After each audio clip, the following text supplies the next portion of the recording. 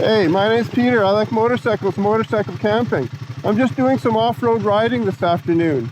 Or am I? Let's find out.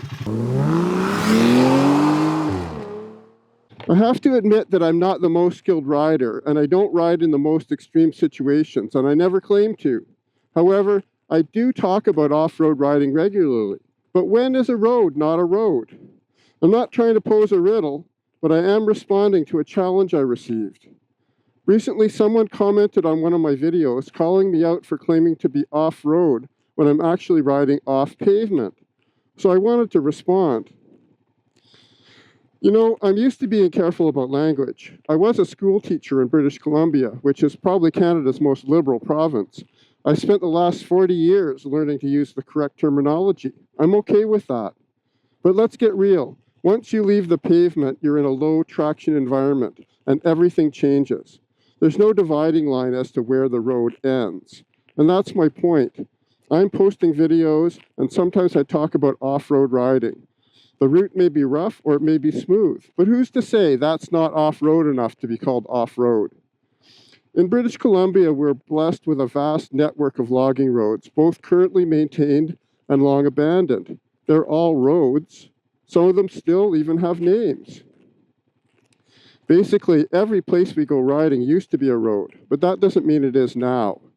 Some of those places are pretty damn rough. So when I'm out in the bush and I'm riding through places where I'm getting whipped in the face with the debris, that's off-road. If we're going over rocks and we're going through water crossings, that's off-road, buddy. That's off-road. My point is not that one comment set me off. If you put any content on social media, you're bound to get criticism. For me, putting videos on YouTube is sometimes an exercise in not taking criticism personally. The point is for my viewers. Don't let anyone judge what or where you're riding. I'm never going to teach you how to do technical riding. I'm just documenting my learning and growth in off-road riding, and I'm using that term deliberately. Once you leave the paved road, you can say you're off-road. It's a low-traction environment, and it demands more of you. I know you could drive lots of our logging roads in your mom's Toyota Corolla, including many of the kilometers of the Gold River Roadbook Rally, but you don't have to be in danger of losing your kidneys to call a route off-road. It's off-road when the road is no longer paved, and you're in danger of running into a logging truck. It's off-road when it's steep and loose. You can break a tire loose just by twisting the throttle or hitting the brakes hard. It's off-road whenever you want to call it off-road. The last thing I want to be is the language police. I've spent enough of my life correcting other people's writing.